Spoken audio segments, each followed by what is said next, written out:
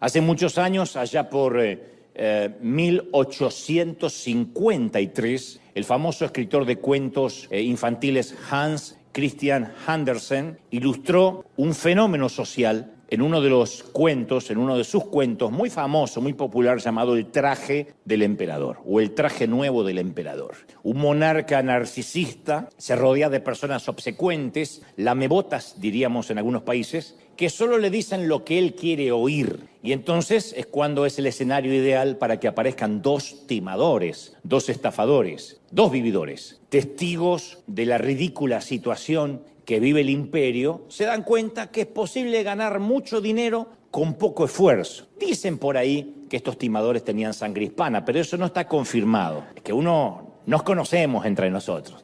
Y se presentan estos dos como los mejores sastres del mundo y se ofrecen a fabricar un fastuoso traje para el emperador. Y hacen correr el rumor que solo los más puros de corazón, los más santos, podrán ver los finos ropajes, y que ese mismo traje va a ser invisible ante los ojos de los pecadores comunes. Obviamente no había tela, no había traje, pero el tema era timar a la gente y decirle: los de puro corazón podrán verlo, los que son pecadores no podrán ver el traje. Y los estafadores simulaban que confeccionaban un traje invisible. Obviamente el emperador fue el primero en no verlo, pero si decía no estoy viendo nada, se autoproclamaba o implicaba de que él era un pecador. Como quería simular que tenía corazón puro, decía: wow, veo que han avanzado, para no quedar como un pecador. Por fin llega el día del desfile real y el emperador se viste con su traje nuevo, invisible por cierto, inexistente en realidad. Y obviamente anuncian a los cortesanos que solo los puros de corazón podrán apreciar el traje del rey. Así que, aunque nadie ve nada, porque insisto, el traje no existe, todos empiezan a simular, por esa suerte de ignorancia pluralista, todos empiezan a simular hipócritamente que están disfrutando de ver el fastuoso ropaje del monarca. Y de repente, de entre la multitud, se oye la voz de un niño que se empieza a reír y dice: ¡el emperador está desnudo! Y todos estallan en carcajadas, porque es obvio que el emperador va desnudo en calzones. Todos lo pensaban, pero nadie se atrevía a decirlo. Le seguían la corriente solo porque a priori no tenían las agallas y la sinceridad de un niño para decir la verdad, y aparte para no exponerse como pecadores. Y así nació una lección que perdura hasta nuestros días, que la verdad nos hace libres, pero también nos puede incomodar y dejar desnudos, nos puede dejar expuestos. Y hoy yo quiero decir que luego de la pandemia, que algunos parecen olvidar, pero que ocurrió apenas hace un tiempo atrás, el legalismo, la religión evangélica en sí misma, quedó oficialmente desnuda. Particularmente el legalismo quedó oficialmente desnudo. Si diríamos en la jerga de los negocios, se le vieron los hilos a toda la incongruencia, a todo el legalismo. El domingo pasado yo prediqué Vida Borrada y recibí literalmente miles, Dios sabe que no exagero, porque a veces somos los cristianos evangelásticos, pero en esto no exagero, miles de testimonios de personas que fueron liberadas de la cautividad, de la culpa, y si no lo viste te lo recomiendo, Eraser, Vida Borrada. Decían, literalmente yo sentí que Dios me liberaba, que me quitaba kilos o miles de años de culpa. Bueno, no sé si miles, pero miles de cargas y años de culpa, gracias a ese mensaje que fueron liberados. Y también me han escrito algunas otras personas alteradas, encolerizadas, dedicándome varios epítetos descalificativos, a los cuales ya estoy acostumbrado, ¿no? Yo he hecho hace muchos años la dicotomía de la persona y la personal, quién soy yo, y el personaje. O sea, ellos hablan del mensaje, no están hablando de mí. Así que no dudo que este nuevo mensaje de hoy va a seguir produciendo escozor, ardor, picazón y seguirá mostrando al legalismo en sus calzones. Pero también estoy seguro, y este es el propósito, no el primero, sino el verdadero propósito, que va a seguir liberando a los cautivos, que va a quitar peso, que va a quitar todo lo que ha oprimido por años a muchas personas que están del otro lado. Hace semanas atrás, cierto sector, yo supongo que religioso, denunció uno de los mensajes que se llama Atrapados en el ascensor, que fue hace como 2 o 3 semanas atrás, y se las ingeniaron para bajarlo del Facebook, así que no dudo que intentarán hacer algo similar con esto. Por eso este título, escuchen ahora, antes que alguien lo quite, porque es asombroso que nada hace enojar más al religioso, al evangélico promedio, digo yo, que la gracia. Y a la vez es irónico, porque tropezamos con una fiesta espiritual a la cual fuimos incluidos debido a la gracia escandalosa de Jesús. ¿Sí o no? Nos invitó el Señor, nos dejó entrar y después nos transformamos en los custodios o en los guaruras del reino, manteniendo fuera al resto de la chusma. Lo cierto es que la gracia de Dios está abierta, nos guste o no nos guste, está abierta para todos. Para todos. El perdón es abierto para todos. No obstante, siempre la religión sostiene, no hay lugar para ti dentro del cristianismo si es que estás divorciado, tienes tatuajes, bebes vino o cerveza, haces demasiadas preguntas, tienes un aspecto raro, fumas, bailas, no has sido lleno del Espíritu, no estás bautizado, dices malas palabras, tienes un arete en la nariz o en otro lado que no se ve, has abortado, tienes una elección sexual diferente, te gusta el sexo, eres argentino, vas al karaoke, vas a votar por Kamala Harris. Entonces, el régimen de la religión prefiere, cuando hablo de la religión es la religión organizada, prefiere siempre un evangelio marxista, bolchevique, soviético, norcoreano, castrista, comunista, que nos quiere decir cómo tenemos que vivir. Y en ocasiones, la iglesia, cuando hablo de la iglesia hablo de la gente, no del edificio, cultiva a sus propios dictadores. Los más graves en la historia y los memoriosos deben recordar a Jim Jones, que mató a decenas de personas envenenándolas, un pastor, David Koresh, que los incendió. Quienes entienden demasiado bien a veces cómo se manipula el poder devienen en estas tragedias. Y otros quizás no matan a sus seguidores, pero a veces los asfixian en el alma diciéndoles lo que pueden hacer, cómo se tienen que vestir, qué música escuchar, hasta con quiénes se tienen o se deben casar. Yo conocí congregaciones y me consta, porque he viajado mucho, donde los miembros solteros tienen que pedirle que el pastor autorice su noviazgo. O sea, el pastor le tiene que gustar la chica para el muchacho o el muchacho para la chica. O un profeta o un anciano tiene que decir, siento de Dios que ella es para ti. Después, si te salió mal, andar a reclamarle al diácono que no le va a importar. Pero es una locura. Entonces, jóvenes que están esperando, no la bendición, la autorización pastoral. Ahora, en el siglo XXI, a veces la iglesia toma prestado los instrumentos de manipulación que después fueron perfeccionando los políticos. Por eso ese mismo régimen religioso a veces implica tener muchas actividades en la iglesia, porque así se cuida la santidad o se cuida la salvación, es lo que nos dicen. Y es muy difícil, yo digo siempre, confundir nuestra vitalidad espiritual con nuestra actividad espiritual. No todos los que hacen algo para Dios están vivos. No todos los que sirven tienen una vida espiritual real. Y nosotros solemos calificar inconscientemente nuestra espiritualidad según lo que hacemos. Cuán seguido venimos a la iglesia, cuán seguido servimos en la iglesia. Hay mucha gente viéndome ahora desde distintas partes del mundo que dicen, cuando yo no sirvo me siento inútil, me siento lejos de Dios. Porque tiene que ver nuestra vida cristiana, según nos enseñaron, a cuántos servicios asistimos, a cuántos estudios bíblicos vamos durante la semana. Y el apóstol Pablo, en cambio, muestra una marcada diferencia con esa forma de pensar. Él le escribe a la iglesia de Corinto y dice la carta en 2 de Corintios 11:3,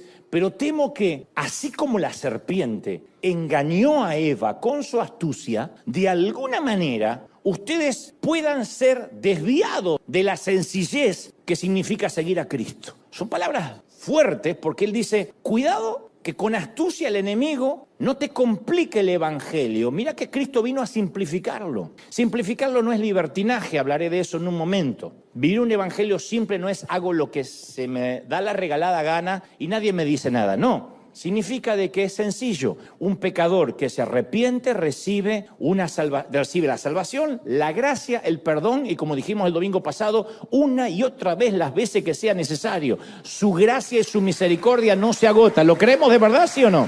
Es sencillo. Pero en el pasado, los maestros religiosos, con el fin de tener el control, sacaron a Dios del alcance de la gente común. Hubo épocas, temporadas, en que la Biblia no estaba disponible para el ciudadano común. Temporadas completas del siglo pasado donde la gente no accedía a la Biblia, porque los líderes de la iglesia estaban convencidos que el seguidor promedio, que la oveja promedio, no podía comprender las Escrituras sin que los verdaderos conocedores la interpretaran. que es muy parecido a lo que sucedía en muchas iglesias antes de la pandemia. Yo recuerdo que cuando llegó la orden, allá por febrero, marzo casi de 2020, de cerrar los templos, porque la pandemia era inminente, un colega me dijo, un querido amigo me dijo, es que me preocupa porque ya no voy a poder controlar a mis ovejas, no voy a poder controlar a mis miembros. La falacia en principio, y se lo dije, es que nunca fueron sus ovejas, nunca. El Señor es el gran pastor, nosotros somos los torpes cuidadores de la grey, pero es el Señor el que subió a la cruz por las ovejas, por la gente, ¿no? Pero me llegaban un montón de testimonios de personas que me decían, recién ahora en la pandemia puedo ver los mensajes de River, porque nuestro pastor nos prohibía verte, pero ahora en la pandemia puedo ver, como quien dice, ¡ay! Nadie se da cuenta. Ahora, es ridículo de pensarlo, porque yo digo siempre, ¿cómo un líder, cómo un pastor va a decirle a un adulto lo que puede ver, lo que puede oír, lo que puede leer y lo que no puede ver, leer o oír? Es una locura. Pero daban por sentado que sus ovejas eran tan débiles y tan dependientes que en lugar de ofrecer una paternidad sana, ejercían una dictadura, una tiranía religiosa. Un régimen totalitario en lugar de un pastorado saludable. De hecho, cuando yo publiqué este mensaje, que hoy estoy transmitiendo, el dibujo de nuestros ilustradores, fue una Biblia en forma de arma, a lo que alguien muy ingenioso escribió, es verdad, a mí me liquidaron con 3 versículos en la frente. Y otro escribió, sí, y a un amigo le dispararon con 2 versículos por la espalda. Eso ocurre cuando se usa la Biblia no para sanar, no para redarguir, no para edificar, sino para lastimar. La Biblia puede ser usada para lastimar. Ahora, yo quiero que convengamos que quienes se enojan con la escandalosa gracia no tienen malas intenciones, no es que hay villanos usados por Satanás, no. Lo que sucede, y lo voy a decir despacio, para que podamos digerirlo, y me incluyo, es que nunca están más cerca de estar equivocados como cuando están convencidos de estar en lo correcto. Lo diré otra vez, nunca, porque por la hora yo sé, y algunas no desayunaron, me miran con los ojitos así como Hakuna Matata. Nunca estamos más cerca de estar equivocados como cuando estamos convencidos que estamos en lo correcto. O sea, hay gente que a veces está tan segura de estar en lo correcto que no se permite el beneficio de la duda y justifica así el enojo, la segregación, el odio visceral. Porque dice, no. La Biblia los describe como sabios en su propia opinión. Cuando creemos que ya no podemos aprender nada, lo que es peor, cuando creemos que no vamos a desaprender lo mal aprendido,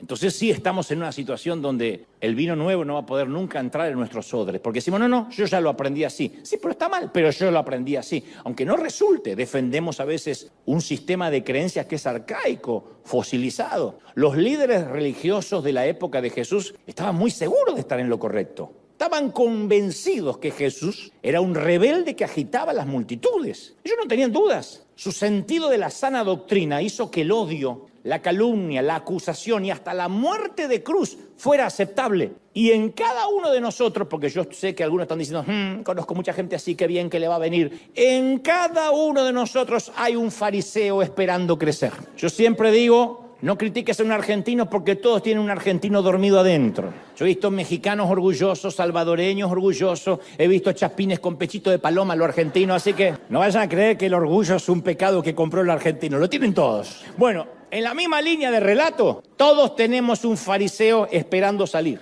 Por eso, lamentablemente, como un vino muy caro, muy fino, que es derramado en una jarra llena de agua, el mensaje de gracia traído por Jesús quedó diluido en la vasija de la iglesia. Juan 1:17 dice, pues la ley por medio de Moisés fue dada, la ley mosaica, ¿no? El decálogo, entre otras cosas, además de otras leyes. Pero la gracia y la verdad vinieron por medio de Jesucristo. La gracia, la época de la gracia no tiene nada que ver con la época de la ley. La dispensación de la gracia no tiene nada que ver con la dispensación de la ley. Yo crecí en una iglesia, y no digo esto con resentimiento, sino con el afán de haber conocido la cárcel y de regresar ahí para abrir esas compuertas. Yo crecí en una congregación con su propio orden de normas, que no teníamos nada que envidiarle a los judíos ortodoxos. Decíamos, nosotros no vivimos en la ley, pero teníamos otras leyes. Desde el fútbol, yo recuerdo mensajes completos contra el fútbol, 22 endemoniados siguiendo la cabeza del diablo. Era así, y te agarraba una culpa. Entonces, cuando ganaba Argentina, pecabas y veías. Cuando ganaba Colombia, decías, no, me voy a mantener en santidad y no voy a ver. Desde la vestimenta, Además se ponían dentro de la congregación a diáconos, a ujieres, que eran los policías de la moda ajena, ¿no? Medían las faldas, medían los pantalones, desde la música, qué se podía, qué no se podía oír, desde la televisión, a ver si las mujeres podían usar pantalones o no. Era un montón de normas que las había que cumplir. Estábamos tan pendientes en eso que costaba mucho tener una relación con Dios, porque era cuidar de no meter la pata, era un montón de leyes. Pablo dijo a los Corintios en la segunda carta, capítulo 2, versículo 15, dice, porque somos aroma fragante de Cristo, entre los que se salvan y entre los que se pierden. O sea, el aroma no cambia. Para los perdidos y para los salvados somos un aroma fragante. Pero nosotros en aquel entonces, cuando yo era pequeño, recuerdo que despedíamos cualquier olor, menos el aroma de Cristo y el aroma de la gracia. Era un aroma pútrido, un aroma de legalismo, de juzgar. No había un aroma agradable. No hay nada más bonito cuando alguien huele bien. No cuando es too much, que se tiró el frasco de perfume encima. Pero lindo cuando uno sale de un elevador o entra en un elevador o pasa al lado de alguien, de una dama, de un caballero que huele bien. Uno dice, qué rico aroma, qué fresco. Bueno, eso es lo que Pablo dice. Un cristiano solo con pasar, con sonreír, con su forma de pararse, de hablar, un cristiano tiene que despedir un aroma. Que la gente dice, no sé qué es, pero hay algo que me atrae, algo que tiene que ver, no sé si con los sentidos, con la energía, con el olfato. Es la unción, obviamente, pero él dice, despedimos un aroma. Cuando no despedimos ese aroma, no es que somos inoloros. Estamos despidiendo otro olor. Nosotros despedíamos el aroma del raid, éramos exterminadores morales, meta a matar insectos. Y esto se debía a que teníamos miedo a que la gracia, que es el miedo de muchos, se convierta en una licencia para pecar para algunos. ¡Ah, qué lindo! Me congrego en River porque ahí no te exigen nada, ahí se puede hacer de todo. El otro día el pastor dijo que se puede tomar cerveza, y dijo que se puede fumar, y dijo que... Hay gente que está buscando esa licencia. La Biblia da licencia para todos, para el que lee las Escrituras sin el discernimiento del Espíritu. La Biblia te da licencia hasta para matar. La Biblia te da licencia hasta para suicidarte. A ver qué me sale. Y fue y se ahorcó. Ok. O sea, y hay gente que repite cosas que ni están en la Biblia. Como dice la palabra, esfuérzate que te ayudaré. Suponías capítulo 4. ¿A dónde? No. Instagramenses capítulo 5, versículos. Bueno, en la epístola a los Romanos, Pablo habla de estos que tienen miedo de decir, pero si se habla mucho de la gracia, entonces todo el mundo va a pecar sin problema. Él profundiza, primero dice, donde abundó el pecado, sobreabundó la gracia. No hay pecado que supera la gracia. No hay pecado más grande que la gracia. Donde abundó el pecado, sobreabundó la gracia. ¿Estamos de acuerdo, sí o no? Pero aquí viene la cuestión. Algunos dicen, ¿para qué ser bueno si yo de antemano sé que Dios me va a perdonar? Hay gente que especula así. ¿Para qué luchar o esforzarme para ser como Dios quiere que yo sea cuando Él me acepta tal como soy? Bueno, al respecto, Pablo sabe que abrió una compuerta teológica importante, así que pregunta con franqueza en Romanos 6 y dice, ¿qué pues diremos? ¿Vamos a perseverar en el pecado para que la gracia abunde? O sea, donde abundó el pecado, sobreabunda la gracia. Correcto. Ahora, ¿esto qué significa? Hoy pequemos, total hay gracia. ¿Qué pues? Agrega Pablo. Pecaremos porque no estamos bajo la ley, sino bajo la gracia. Y él mismo se responde, porque lo que está preguntando es retórico, no está esperando una respuesta. Él mismo responde de manera explosiva y dice, de ninguna manera. Porque sepamos que donde abundó el pecado sobreabunda la gracia, no significa de que, bueno, ahora hago un viva la pepa y mi vida es un despadre. Bajo ningún punto de vista. Y dice, ¿por qué? Porque los que hemos muerto al pecado, ¿cómo vamos a querer vivir todavía en él? Si alguien murió al pecado, ¿quién va a querer regresar a la muerte? Ningún cristiano resucitado a una vida nueva va a suspirar con nostalgia por la tumba que dejó atrás. Se acabó, dice Pablo. ¿Estamos de acuerdo, sí o no? La segunda analogía del apóstol, en Romanos 6, 16, compara el pecado con la esclavitud. Dice, erais esclavos del pecado. Porque aquel que está con drogas, atado al sexo, a la pornografía, a la mentira, no es libre, depende. A veces uno ve a los adictos a las drogas, a los adictos al alcohol, que pobrecito empiezan a temblar. Yo he entrevistado gente que no puede estar ni 20 minutos hablando conmigo porque empieza a temblar si no fuma. Obviamente es un esclavo, él no domina, aunque diga yo lo dejo cuando quiero. Mentira, el cigarrillo, un poquito de nicotina lo tiene atrapado. Otros no pueden estar sin consumir pornografía y dice yo lo hago para relajarme. No, te está atrapando hace años. Eso es fácil de agarrar, difícil de soltar. Entonces hay gente que es esclava del pecado y Pablo dice, ¿a quién se le va a ocurrir una vez que es libre regresar a la esclavitud? En resumen, si ya no queremos pecar, no es porque no tenemos licencia para hacerlo o sí la tenemos, es por una cuestión de gratitud. Es decir, yo soy libre y quiero estar a la altura de lo que Dios hizo por mí. Por eso es que no peco. ¿Hay pecados que son atractivos? Sí, pero no vale la pena volver a la esclavitud después de lo que Cristo hizo conmigo en la cruz. O sea, no es que no peco porque me persigue el pastor, porque me da con un caño con la doctrina, sino por gratitud a lo que se me dio, voy a vivir a la altura de las circunstancias. ¿Estamos de acuerdo? Con la ayuda del Espíritu Santo. Entonces el secreto es, nos esforzamos en crecer en santidad, no para hacer que Dios nos ame, nos esforzamos para crecer en santidad porque Él ya nos ama. Y como nos ama sucio como estamos, no, yo no puedo quedar así, yo tengo que hacer lo imposible para estar a la altura. No es que si me santifico, si hago las cosas bien, Él me va a amar más o le voy a agradar más. Ya le agradas, ya Dios te ama, pero uno quiere estar a la altura. El hecho que el amor de Dios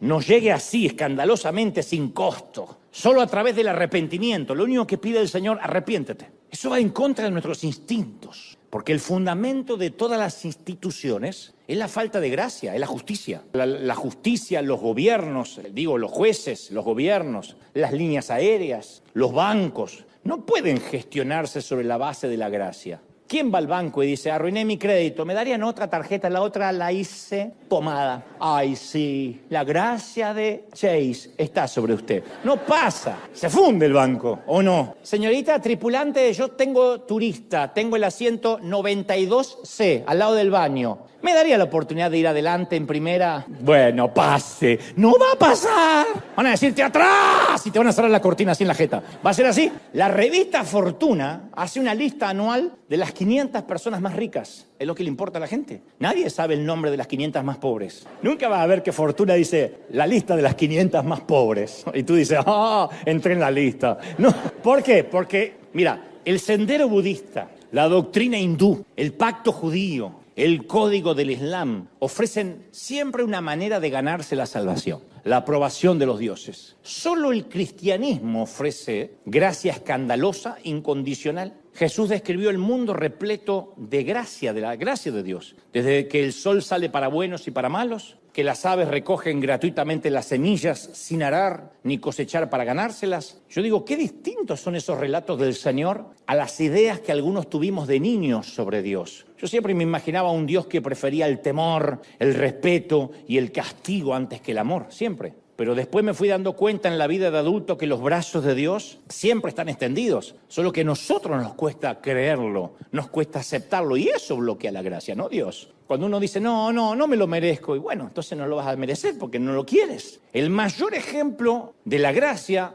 que no hay forma de debatirlo ni de discutirlo, a pesar de que lo han intentado los religiosos, es que uno de los últimos actos anteriores a la muerte, Jesús perdonó a un ladrón que pendía de la cruz. El ladrón nunca estudiaría la Biblia, nunca asistiría a una sinagoga o a una iglesia, nunca iba a restituir lo robado siquiera, porque si estaba por morir. Y lo más probable es que haya pedido misericordia promovido por el miedo. Sencillamente, Jesús le dijo a Jesús, Señor, recuérdame. ¿Te vas a acordar de mí cuando estés ahí que yo estuve a tu lado? Y Jesús le dice, hoy mismo vas a estar conmigo en el paraíso. Yo pienso que dijeron todo, ¿a ese? Porque Jesús puede ser que esté colgado inocentemente, pero el otro es un delincuente que todos conocíamos, que celebramos cuando lo apresaron. Es otro sorprendente suceso que nos recuerda que la gracia no depende de lo que nosotros hayamos hecho por Dios, sino de lo que Él hizo por nosotros. ¿Cuántos reciben esta palabra sanadora? ¿Lo recibe, sí o no? Ahora, pregúntale a cualquier evangélico común qué debe hacer para llegar al cielo y la mayoría te va a contestar, y guardar la santidad. Pero los relatos contradicen esta respuesta.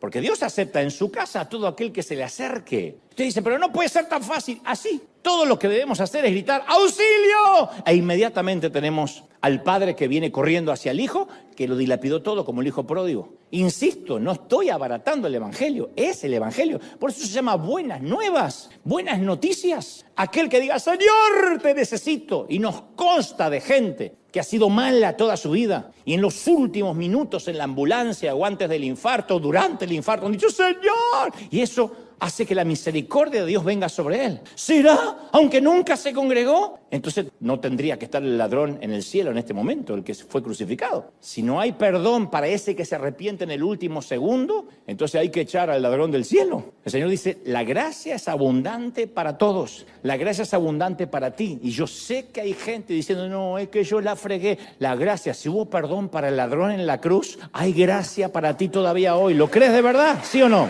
Mira, Jesús relató otra parábola que es más ofensiva, más discriminatoria, elitista, ridícula y que causa mucho enojo hasta el día de hoy. La habrán escuchado muchas veces, te la voy a repetir. Una mañana temprano, el dueño de un campo le dice a su capataz que contrate a algunos hombres para trabajar en su viñedo y conviene un precio, un denario. A medida, vamos a suponer que son el día $100, el tipo podía pagar eso. A medida que el día va pasando, contrata más trabajadores, prometiéndoles lo mismo, ser justo con la paga. Contrata trabajadores a las 9 de la mañana, al mediodía, a las 3, y contrata gente que estaba en la plaza, desempleada a las 5 de la tarde, dice el Señor. Al final de ese día, no pasó otro día, el capataz, siguiendo las instrucciones del dueño del campo, le paga a los trabajadores por orden, comenzando por los últimos en ser contratados. Los que vinieron a las 5 de la tarde, que habían trabajado, ¿qué? Hasta las 6, 1 hora. Los que llegaron tarde, que habían trabajado 1 hora, recibieron un denario. Los que trabajaron más tiempo pensaron que ellos iban a recibir más. Si estos vagos parásitos trabajaron 1 hora y le están pagando $100 a nosotros, en vez de los 100 que nos dijeron, seguro que nos va a dar mínimo 800. No fue así. Todos recibieron la misma paga. Tal como estaba convenido, no tenía un desfase hormonal el patrón. Tal como convino con todos, no importa cuánto trabajaron. Al día de hoy, a ese dueño del campo le harían una demanda laboral. Lo agarra la Unión, lo liquida. Para otras partes del mundo le digo que es un sindicato. Al día de hoy un sindicato lo demanda. Este tipo estaría fuera de una sociedad democrática. Porque nosotros creemos ¿en qué? En la igualdad, en la justicia, en el derecho a recibir una paga equitativa, ¿sí o no? ¿Quién se deja explotar acá? Bueno. Vinieron justo los explotados, pero yo sé que no. Tenemos leyes que nos protegen de empleadores arbitrarios, caprichosos e injustos, como el tipo este de la parábola. Hay leyes que nos protegen de este tipo de chupasangres. Lo que es todavía más perturbador en la historia es cómo explica Jesús esta parábola. Dice que el reino de Dios es como esto. ¿Eh? ¿De verdad? ¿Así es el reino de Dios? ¿Eh? Sí. No, minuto. Porque si hay un atributo de Dios en el que podemos confiar de manera inequívoca, es la justicia de Dios. Siempre decimos, ¿dónde está la justicia de Dios? Oh, Dios no es el eterno monitor de la justicia. La vida puede que no sea justa, pero caramba, Dios sí lo es. Pero de acuerdo a esta parábola, parece que en cuanto a la gracia no es justo. ¿Generoso? Sí. ¿Justo? No. ¿Equitativo? No. Esta es una historia muy injusta. Y Jesús nos da advertencia suficiente de que el reino de los cielos es muy injusto. Los últimos serán primeros. ¿A quién le gusta estar en la fila, así sea para donar sangre? Y viene alguien, buena, y se te cuela. ¿A cuánto le sale el demonio de adentro? ¡Estoy de las 6 de la mañana! ¿Y qué dice el Señor? Los últimos serán primeros. Los últimos serán primeros. A ver, los últimos, pase. Y el que vino a las 10 de la mañana pasa así. Y decís, Señor, yo lo mato. Yo estoy de las 5. ¿Ve el sentido de justicia que todos tenemos? Tenemos que morir para vivir, ¿de verdad? A nosotros nos dijeron que hay que sobrevivir, que el más fuerte es el que es la ley del gallinero, el de más arriba ensucia al de más abajo. Si alguno nunca vio un gallinero y cómo duermen las gallinas, interiorícense. Pero está claro que el amor de Jesús es arbitrario, es parcial, causa perplejidad, es chocante, es injusto, ofende a los que van por la vida exigiendo justicia. Si nosotros hubiésemos comenzado a trabajar al amanecer, nos hubiésemos resentido, y con razón, con los que trabajaron 1 hora y cobraron lo mismo que nosotros. Está bien, si los quiere contratar, que los contrate, pero que no le pague lo mismo que a mí. Porque amar a todos suena lindo, siempre que ese amor no contradiga nuestro sentido de justicia. El amor de Dios puede ser muy injusto, y lo agradecemos, Señor, gracias, porque injustamente me amaste. Pero cuando esa misma injusticia incluye a otros, ahí nos molestamos. O la gracia fue buena para nosotros, pero después cuando la gracia es para otro, que no nos gusta cómo usa su cabello, ahí nos molestamos. Y es significativo que la mayoría de los cristianos se identifican más en esta parábola con los obreros de la primera hora de todo el día, en lugar de identificarse con los que fueron añadidos al final de la jornada. Yo he oído este mensaje predicar tantos años y siempre han dicho, los que estamos desde la primera hora, los veteranos, los que hemos sufrido, a veces no entendemos a los de la última hora. ¿Por qué la mayoría se identifica con los de la primera hora? Si todos somos los de la última. Por misericordia y por gracia estamos donde estamos. Y la gracia nos alcanzó a las 5 de la tarde. La gracia nos alcanzó cuando todo el mundo nos había hecho a un lado, ¿o no? Pero claro, nos gusta considerarnos obreros responsables. Pero nos olvidamos que si se nos pagara a todos con la justicia que merecemos, terminaríamos todo en el infierno. Tú no quieres justicia. Nunca digas, Señor, ¿dónde está tu justicia? Olvídate de esa palabra, no conjugan la misma oración con Dios. Tú no quieres justicia. ¿Se acuerdan cuando yo les conté que en la secundaria un profesor me puso una C? Yo creí que merecía una B, una A, así que fui a hacer mi reclamo. Le dije, profesor, usted me puso una C. Y él dijo, déjeme ver. Y digo, raro, porque yo hice muy bien el examen. Lo revisó y dijo, tiene razón, usted se merece una F. Y no era F de full. Dice, ahora que lo reviso, tiene razón, cometí un error. En ese momento la C me pareció más que justa. Entonces no nos podemos poner a hacer cuentas con Dios. Señor, yo te he servido, todos estos años te he dado. No nos dan las cuentas, no nos dan las cuentas. Dice que un hombre murió y llegó al cielo y se lo encuentra en la puerta. En las puertas sale San Pedro y le dice, muy bien, le voy a decir cómo es el sistema para entrar acá. Tiene que contarme qué hizo en la tierra para Jesús, para Dios. Y entonces en este tablero tiene que alcanzar 1000 puntos. Sirvo desde los 7 años de edad. Morí a los 80, así que imagínense si tengo para contar. Bueno, cuente. Bueno, en primer lugar, jamás falté al servicio. Nunca falté a un culto. 2 puntos. Tenía que reunir 1000. Bueno, ibas a los hospitales, ayudaba a la gente, repartía muebles. 10 puntos. Y empieza a sudar el tipo. Bueno, ahora que me acuerdo, yo nunca fui envidioso, siempre ayudé, siempre tomé la Santa Cena. ¡Plin! 13 puntos. Y empieza a sudar y a preocuparse, porque había contado ya lo mejor que tenía. Iban 13 puntos. San Pedro dice, más, mi hijo, más. Y él dice, pero esto es una locura. Yo serví tantos años y recién 13 puntos. ¿Quién va a entrar acá? Es una locura, a menos que entre por misericordia de Dios. ¡Plin! 1000 puntos, ¿entendiste? Pasá, entra en el reino de tu Señor. Pero tristemente el término espiritual suele ser utilizado por nosotros para describir a personas que leen la Biblia todo el día, que nunca se enojan, que viven orando, que viven ayunando. Decimos, qué espiritual que es esa persona. Lo que hizo que Jesús terminara en una cruz fue su idea disparatada que la gente común, corriente, rota, quebrada y arruinada también podía ser santa. Lo que enloqueció a los enemigos de Jesús fue la aceptación de Cristo, de que la gente imperfecta y rota podía ser santa. Esa fue la implicación chocante del ministerio de Jesús, que cualquiera podía ser espiritual. Hace unos días alguien me escribió, debo reconocer que tu prédica estuvo buena, Dante, pero me choca que Dios use un tipo como tú, porque no reflejas la sana doctrina. Lástima, eres un buen orador, pero no reflejas la sana doctrina. ¿Quién sabe por qué no la reflejo, no? Pero siempre hay gente que no le importa que el ciego vea si fue sanado en sábado. Es escandaloso a quien Dios decide usar cuando se supone que hay mejores que podría usar. La espiritualidad no es una fórmula, es una relación. La espiritualidad no tiene que ver con la competencia, tiene que ver con la intimidad. La espiritualidad no tiene que ver con la perfección, tiene que ver con la conexión. Aceptar la realidad de nuestras vidas quebradas, defectuosa, es el comienzo de la verdadera espiritualidad. Este soy. La verdadera espiritualidad es cuando dejamos de buscar la perfección. Para ser espiritual hay que dejar de buscar la santidad. Para ser espiritual hay que empezar a buscar a Dios. Hay que empezar a buscar a Cristo. Hay que empezar y a partir de ahí seremos santos. ¿Tú lo crees? La búsqueda de la santidad sin Cristo es religión. Pero la búsqueda de Cristo nos trae santidad inherentemente. Mira la Biblia. La Biblia está llena de gente desordenada, lo digo siempre. Los autores bíblicos nunca editaron los defectos de sus héroes. Y aquí hay asesinos, adúlteros, maníacos, depresivos. En un momento eran amables, santos, al momento siguiente eran tiranos, inseguros, mentalmente inestables, descreídos, arteros, taimados, maliciosos, rencorosos, argentinos. Y los personajes del Nuevo Testamento no eran mejores, ¿eh? Primero los que andaba Jesús, prostitutas, recaudadores de impuestos, adúlteros, personas con problemas mentales, gentuza y perdedores de todas las clases. Y sus discípulos, siempre haciendo trampa entre ellos, sospechaban uno del otro, acusadores impulsivos, egoístas, haraganes, desleales. Entonces nos apartamos de la verdadera vida espiritual cuando nos negamos en ir a Dios tal como somos. Y decidimos esperar a ser santos para recién acudir a Dios. Ese es el problema. Porque así nos dicen, ¿cuántas veces nos dijeron, así Dios no te puede usar? Uy, qué frase, esa es muy parecida a algo habrás hecho.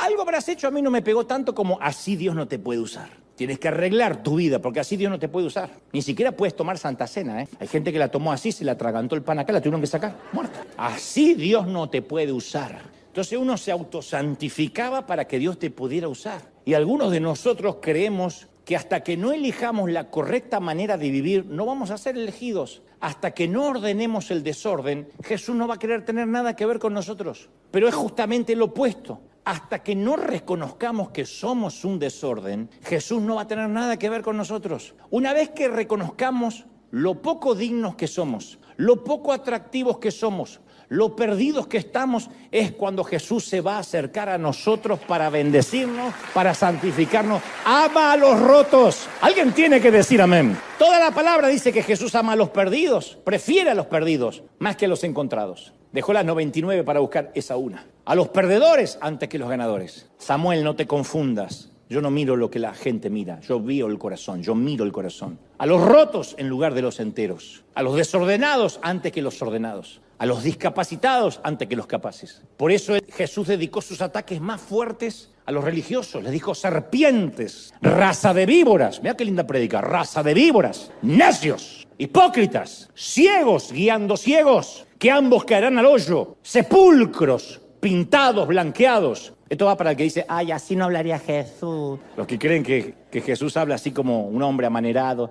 bienaventurados los pobres. Jesús dedicaba su vida a esa gente. Y los fariseos, al revés, dedicaban su vida a entregar sus diezmos exactos, obedecían hasta la ley más diminuta de la Torá. Pero la manera en que Jesús hablaba a esa gente demuestra lo venenoso que puede ser el legalismo. Y los menciono porque ese veneno es una amenaza tan grande hoy en el siglo XXI como en el siglo I. El veneno no ha cambiado. Es el mismo cianuro, mata igual. Los religiosos de ahora no tienen los rulitos acá, ni andan con togas, pero visten trajes de diseño, pero siguen envenenando igual. En otras palabras, la espiritualidad no está en lo puro que seamos, sino en lo conscientes que estemos de nuestra impureza. Yo me doy cuenta cuando una mujer o un hombre es de oración, porque el primer sentimiento que tiene es de acercarse más a la luz y ver lo mucho que le falta. Cuando alguien petulante dice, yo vengo de orar, es porque no oró de verdad. Cuando uno ora de verdad, se ve los defectos que nunca se vio. La oración nos va a desnudar. Cuando uno dice, Señor, escudriñame, es una excavación arqueológica que nos va a doler. No te va a gustar lo que encuentres y lo que el Señor te muestre que hay ahí. Lo más probable es que toda la vida nos hayamos pasado barriendo mugre debajo del tapete, ocultando cosas en el closet y cuando no hay lugar en el garage. Pero cuando decimos, Señor, empiezo y quiero una limpieza profunda, a sacar basura. Y tú que pensabas que eras perfecto, que asistías a la iglesia, que servías a Dios, dice, voy a mostrar celos en tu corazón. Y hay envidia y hay mucha lujuria escondida. ¡Ay! Sí. Ahora, ¿por qué el Señor saca esa mugre? ¿Para que nos sintamos acusados? No. Porque esa conciencia lleva al arrepentimiento y el arrepentimiento es el password, es la contraseña que abre las compuertas de la gracia. Para sentirnos perdonados uno tiene que decir, este soy. Escudriñame aún, como dijo David, en los pecados que me son ocultos. Aún los que pequé sin darme cuenta. El legalismo es un pecado sutil porque nadie se considera legalista. Nadie. Fíjate que los religiosos que pidieron ejecutar a Jesús se aseguraron que la crucifixión no fuera en el día de reposo. O sea que el crimen más grande, el crimen perpetrado más grande de la historia, cumplió un estricto legalismo. Uno dijo, ¿matamos a Jesús? Sí, pero qué bueno que no fue en sábado. Lo asesinamos, pero gracias a Dios con la sana doctrina. Eso es como que los que usan la Biblia para asesinar, que decía alguien, ¿no? 2 versículos en la frente y cae el otro.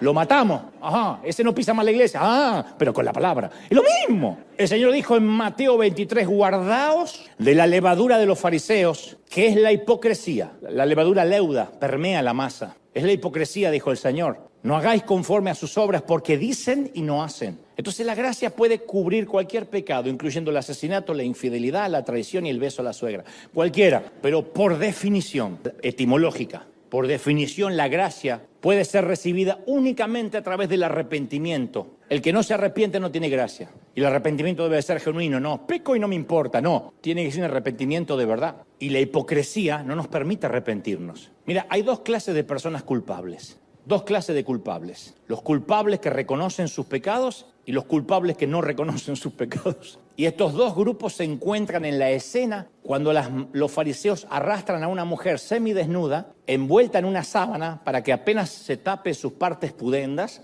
con los cabellos mojados allí en el medio de la plaza. La mujer atrapada en el mismo acto sexual de adulterio. Por supuesto que para el adulterio hacen falta dos, a menos que esté adulterando sola. Pero ahí está la mujer sola delante de Jesús. Yo presumo que ella es la carnada para atrapar a Jesús. Y cada vez me convenzo más que seguramente la atraparon en la cama con un fariseo. Dijeron, tenemos que atrapar a Jesús que no sepa qué decir. ¿Quién hace el sacrificio de acostarse con la mujer del otro? Y uno dice, bueno, si no queda otra, hermano, yo voy a servir. Porque no entiendo por qué lo estaban cubriendo al tipo. Tendría que estar la mujer y el tipo ahí. Pero al tipo lo están cubriendo, aparece la mujer sola. Y siempre vimos dos categorías de gente en este drama. La mujer culpable y los profesionales de la religión, ¿correcto? Cuando Jesús habla, destruye a una de esas categorías. Él dice, el que de ustedes esté sin pecado, vamos, que sea el primero y la reviente con un piedrazo. Jesús reemplaza las dos categorías que se daban por seguras, santos y pecadores. Los santos allí y la pecadora en el medio. Pero él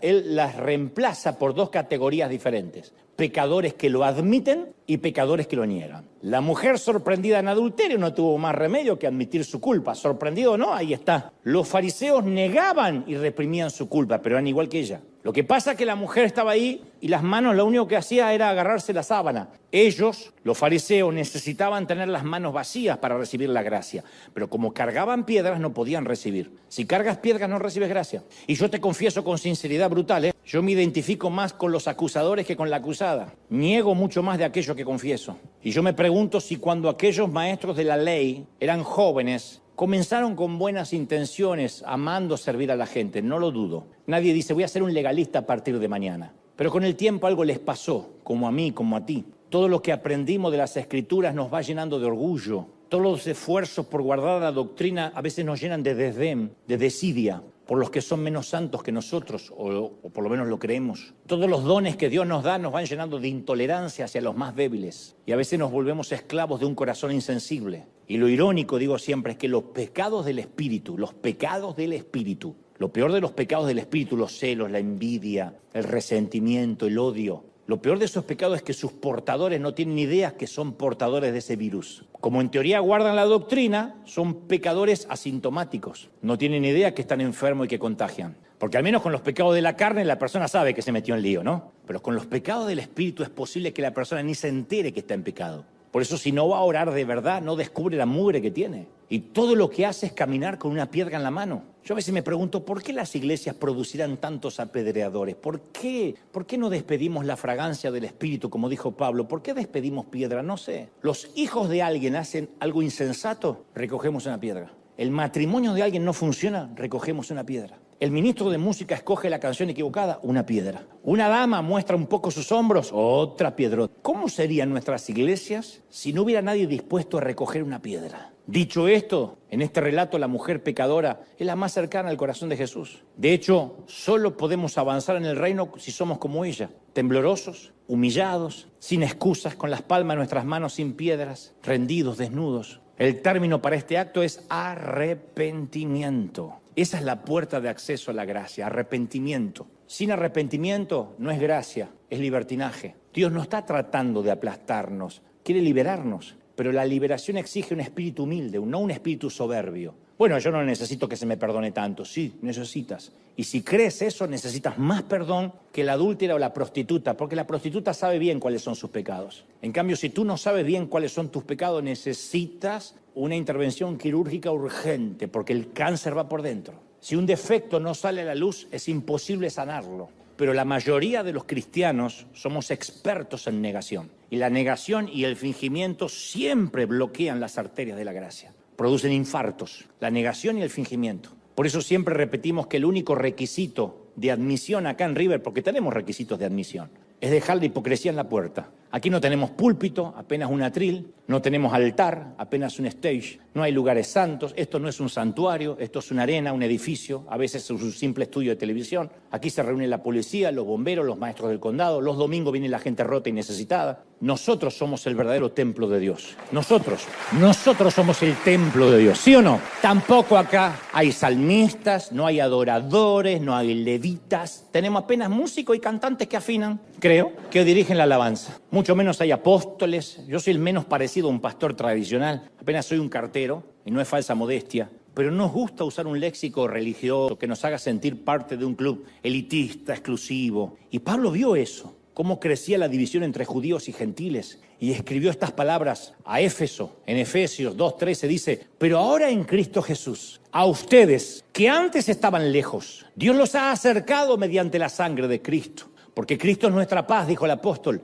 Los dos pueblos, gentiles y judíos, ha hecho Dios de ellos uno solo, derribando mediante su sacrificio el muro de enemistad que nos separaba, pues anuló la ley con sus mandamientos y requisitos. Eso lo hizo Cristo para crear en sí mismo, de los dos pueblos, una nueva familia, una raza completamente nueva, al hacer la paz, a reconciliar con Dios a ambos en un solo cuerpo. Vamos, celebra, mediante la cruz a la que dio muerte, Él vino y proclamó a ustedes, los que estaban lejos, y paz a los que estaban cerca. Pues por medio de Él, termina Pablo diciendo, tenemos acceso al Padre en un mismo espíritu. Por medio de Él tenemos acceso. Alguien tiene que celebrar eso, ¿sí o no? Ahora, el mundo quiere que nos segreguemos, que nos aislemos, que odiemos. Pero digo siempre, la cruz es una asesina de barreras. La cruz es una creadora de puentes. Si alguien nos lastima, tenemos que ir a la cruz y ver que el ladrón accede en el último minuto, en el estribo, colgándose de la aeronave que lo lleva al cielo. Si odiamos a alguien, tenemos que ir a la cruz. Si hemos sido traicionados, tenemos que ir a la cruz. Si hay personas que nos irritan, tenemos que ir a la cruz. Cuando vemos la cruz, esas barreras se derrumban. La cruz destruyó cualquier hostilidad, cualquier división. Por eso Pablo afirma con audacia en Romanos 10:13, dice, porque todo el que invoque el nombre del Señor, ¿qué? Será salvo. ¿Dijo todos? Todos. Cada político corrupto que invoque el nombre del Señor, junto con cada demócrata, con cada inmigrante, cada socialista, cada comunista, cada capitalista, cada persona que no soportamos, cada suegra que detestamos, que invoque el nombre del Señor, será salvo. Yo no sé tú, pero fuera de broma, hay algunas formas de creer, de vivir, de vestir. Tiene que ver con la edad mía ya. Hay formas hasta de votar por ciertos candidatos que me son más difíciles de aceptar que otras. Pensé que no me iba a pasar, pero me pasó. Cada vez me voy segregando más con la música. Yo soy de los que dicen que los reggaetoneros cantan todos igual. Que te mueve el trasero. Yo no lo entiendo, pero por mi salud mental me doy cuenta que yo no lo entiendo. He entendido que Maluma no es una pomada antihemorroidal, que Bizarrap no es una marca de supositorio. Lo entendí, pero es mi edad. Pero me doy cuenta que hay algunas personas con las que estoy fundamentalmente en desacuerdo y otras que en general no me agradan. Eso no es pecado, porque la Biblia no dice, la Biblia dice que tenemos que amar a todos, pero nos dice que todo el mundo nos tiene que agradar. Así que una afirmación como la de Pablo, que todo el que invoque el nombre del Señor será salvo, me quita el aliento a mi ego engreído y a mi estrechez de mente que va ocurriendo con la edad. Uno se va volviendo más estrecho a veces en algunas cosas, más amplio en otras y más estrecho en cuanto a aceptar, a entender, a debatir.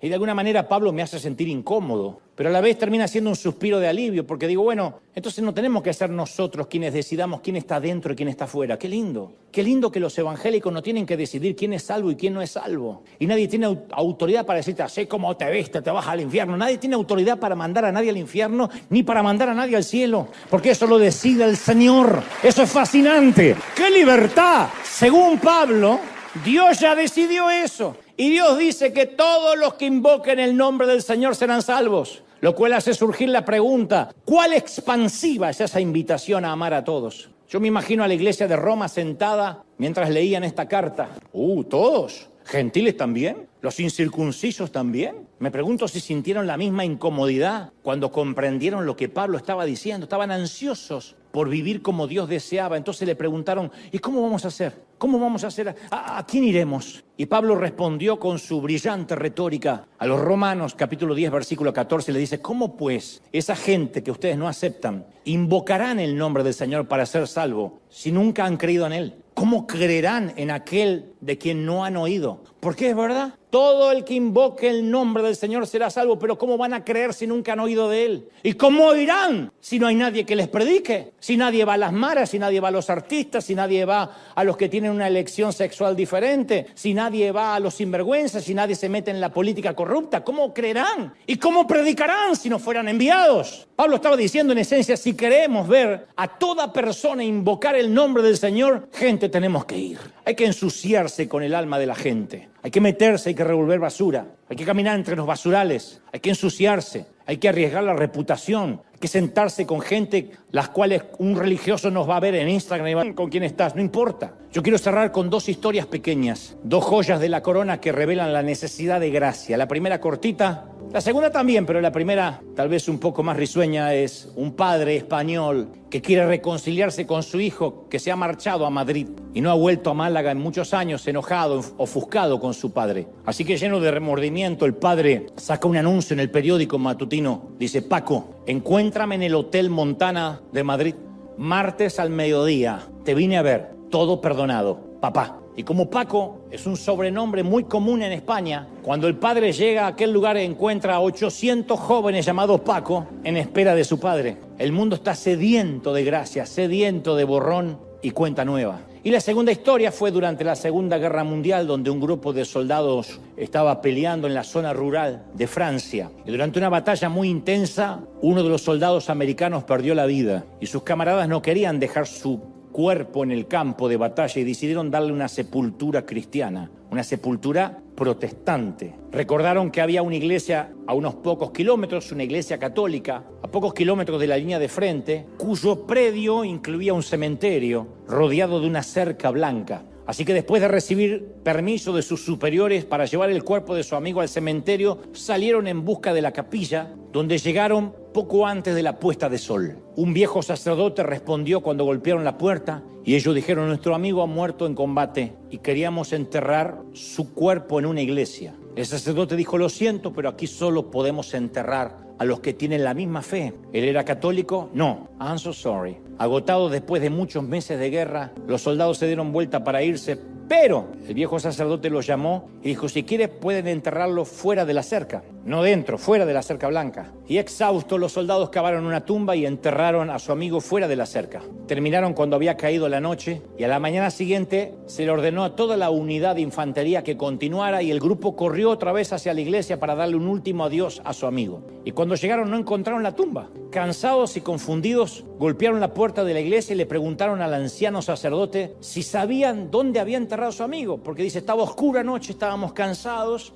y estoy seguro que nos desorientamos. Y una sonrisa cruzó el rostro del viejo sacerdote y dijo, anoche, cuando ustedes se fueron yo no podía dormir, así que me levanté temprano esta mañana y cambié de lugar la cerca para que vuestro amigo quedara dentro. Jesús hizo más que cambiar de lugar la cerca, Él la derrumbó para siempre, la rompió para siempre, no hay cerca. Por eso no es de extrañar que se pongan nerviosos los fariseos por hacer que los indignos quedaran dentro. Ese es el problema. Jesús dijo, los indignos están dentro del reino. A los constructores de cercas, a los constructores de muros, no les gusta que se las destruyan. Les encanta decir, hasta aquí. Pero Dios está decidido a que surja la rebelión del evangelio simple, que vuelva el evangelio simple. Subversivos, que miremos con ojos nuevos a Jesús. A los que defienden la dictadura no les agrada que venga Jesús y les diga, el legalismo, vuestro legalismo está en calzones. La religión está desnuda, pero el Señor sigue ofreciendo su escandalosa gracia a los que nos aferramos a Él.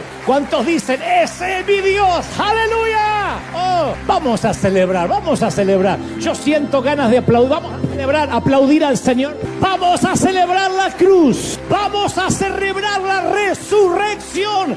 ¡Bendito eres! Vamos a celebrar esta mañana, gente. Vamos, vamos, vamos, vamos, celebra conmigo. Celebra, celebra la cruz. Celebra que la cerca ha sido destruida. Bendito, aleluya. Todo perdonado, papá. Todo perdonado, hija, papá. Levanta tus manos al cielo conmigo, por favor. Dice el Señor que te diga, aunque no te llamas Paco, no importa si eres varón o mujer, todo perdonado. Dice papá, todo perdonado. Borrón y cuenta nueva. Recibe, recibe, recibe. Recibe, recibe, recibe. recibe esta gracia. Dile: Señor, aquí estoy arrepentido. ¿Recuerdas el password? ¿Recuerdas la contraseña? Arrepentimiento. Dile al Señor que lo sientes. Dile que te arrepientes de corazón. Llora delante del Señor. Deja que el Espíritu Santo te contriste, que el Espíritu Santo te redarguya. No te quiere destruir, no te quiere aplastar. Lo que estás sintiendo no es culpa, es diferente la culpa. Eso es remordimiento. Lo que estás sintiendo es arrepentimiento. Señor, me arrepiento. Dile al Señor que quieres volver a empezar. No importa cuánto hace que hayas aceptado al Señor en tu corazón. Dile: yo quiero volver a empezar. Dile: Señor, yo quiero volver a empezar. Estamos siendo libres. Hoy estamos siendo libres. La libertad trae esto: arrepentimiento. Nunca la gracia trajo libertinaje. ¿Acaso pecaremos, dijo Pablo, para que sobreabunde la gracia? De ninguna manera. ¿Quién quiere volver a la esclavitud? ¿Quién añora la tumba? Pero aquellos que hemos sido rescatados, levantemos la mano y digamos: Señor, llénanos hoy. Vamos, todos. Los que tengan el bautismo del Espíritu, comiencen a interceder como el Señor les da ahora. Sea de donde sea que Dios te haya traído, recibe esta gracia. Recibe esta gracia. Recíbela. Más. Dulce Espíritu.